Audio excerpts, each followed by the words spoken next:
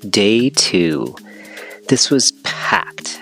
First, we went to Sigiriya Rock, often called Lion Rock. It is one of the most famous landmarks in Sri Lanka, rising nearly 200 meters above the surrounding plains. This massive rock fortress was built around the 5th century by King Kashayapa, who made it his royal palace and stronghold. The site is renowned for its advanced engineering, water gardens, and famous celestial maidens painted on its rock walls. At the entrance once stood a giant lion structure, of which only the paws remain today. King Kashayapa I, who seized the throne after overthrowing his father, was seen as an illegitimate and feared, and the King Kashayapa feared an attack from his half-brother, the rightful heir to the kingdom. So to protect himself, the King Kashayapa chose this place as his royal citadel, this giant rock, as his stronghold, and it was difficult for his enemies to approach and conquer. Around the rock, he created advanced defenses, including moats, walls, elaborate water gardens, etc. Not only did he focus on defense, but also symbolism. The archaeological evidence suggests the rock fortress originally had several monumental entrances shaped like animals.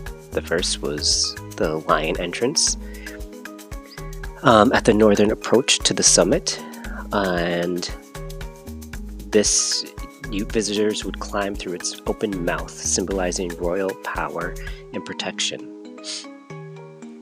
The other entrances were in different forms of animals as well, such as an elephant entrance and the cobra entrance.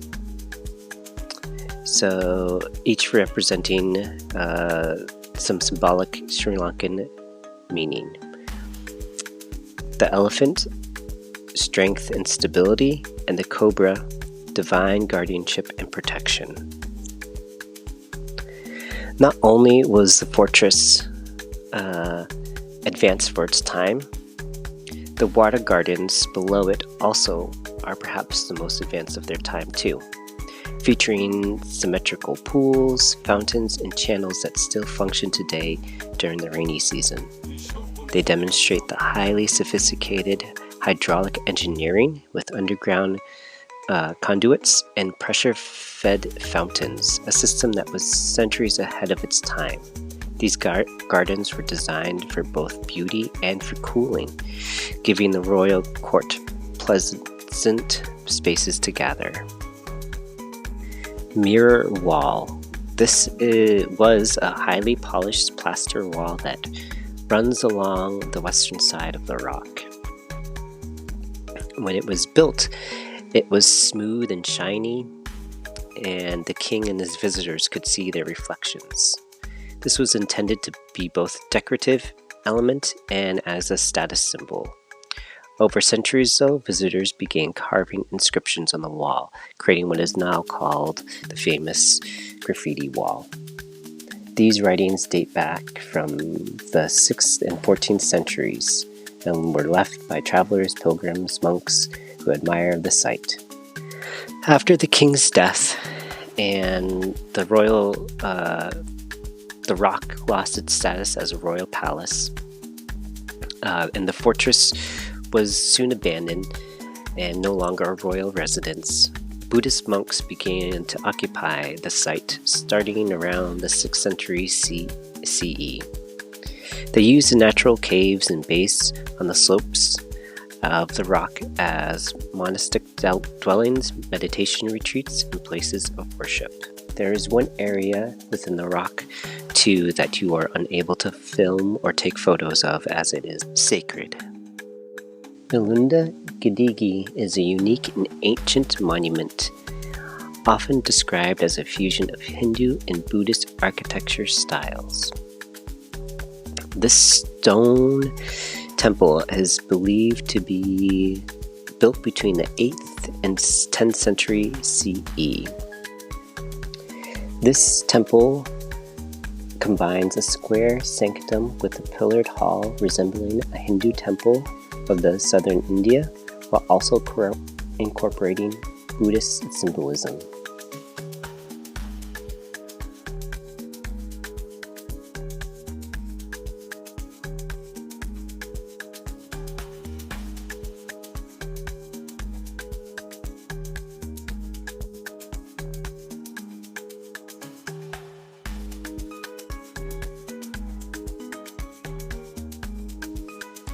We then went to a spice garden and got to see all the different Sri Lankan spices, what they are used for within medicine, cooking, herbal remedies, from lotions to drinks, etc.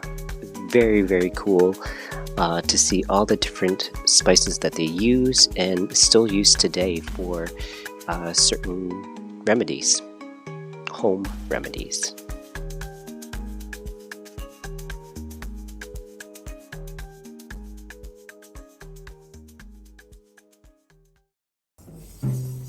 We then went to a show that involved the cultural dances of Kandy. Kandy is a city in Sri Lanka, and these are some of the most vibrant and symbolic performances in the country, deeply rooted in religion, mythology, and traditional rituals. Many of these dances originated as rituals to appease deities and spirits. The dances often can be linked to tales too of mythology, of gods, heroes, and demons. Other dances, such as evil dances, represent the triumph of good over evil. They also had their traditional music instruments, and a lot of these dances are then incorporated within the sacred temple of the Tooth Relic.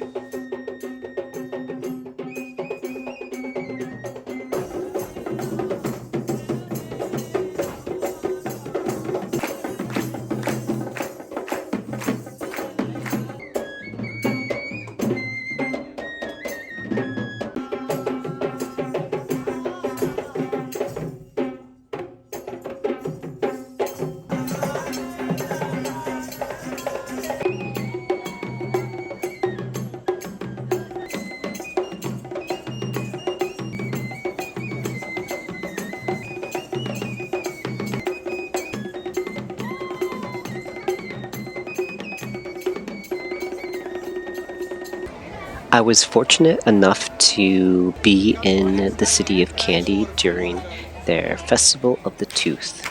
So this is a very, very cool festival. So the sacred tooth relic of Sri Lanka is believed as to be the tooth of Buddha, the founder of Buddhism.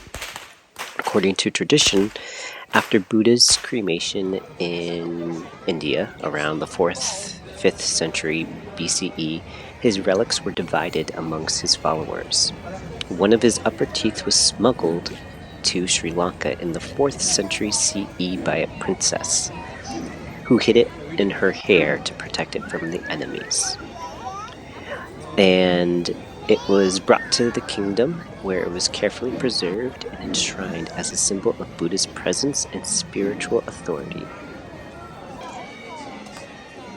So, they have the Festival of the Tooth. It is one of the oldest and grandest Buddhist festivals in Sri Lanka, held annually in Kandy to honor the sacred tooth relic of Buddha. And they have it housed in the Temple of the Tooth here in Kandy. And the festival is celebrated in the month of July and August, marking both a religious and cultural occasion that blends devotion, ritual, and pageantry. So the festival began as a way for the Kandyan kings to seek blessings for the kingdom to ensure good harvests and protect against epidemics or disasters. It evolved into a spectacular procession featuring elephants adorned in lavish garments, traditional drummers, dancers, and performers of cultural rituals, all moving through the streets of Kandy. The highlight is the casket carrying the sacred tooth relic, placed atop the lead elephant, symbolizing the presence of protection of Buddha. The festival lasts for 10 days. I was there for the first day to see how it is on the first day. Usually it gets longer and longer. I was there for about 6, 7, 8, 4 hours or so, but the parade does get a lot longer, has more dances, etc. So it does take a long time. So each of these elephants have different colors. Red symbolizes courage, power, and energy, often represents strength and vitality of the procession. Gold represents royalty and prosperity. White signifies purity, peace, and spiritual devotion. Blue represents protection and calmness. Green symbolizes fertility, growth, and harmony. So the lead elephant carries the casket with the tooth relic and is adorned by the most lavish gold and red garments, highlighting its sacred role in the parade. During the parade, there are a number of different acts going on with the male dance, cultural dances, etc. At the end of the parade, the women's dances usually follow, and this carries both a cultural and symbolic significance. So, traditionally, they'll have the female dancers at the end to symbolize fertility and blessings, the balance of energies, and as final performances. The final day of this parade is probably one of the most spectacular processions, followed by ceremonial rituals to conclude the festival. They'll have the elephants painted, etc. And for these elephants, they are brought from all over Sri Lanka to this parade. There was one elephant, I forget the name of it, but it was in the parade for a very long time, and is actually in one of the museums in Colombo for being in this parade for such a long time.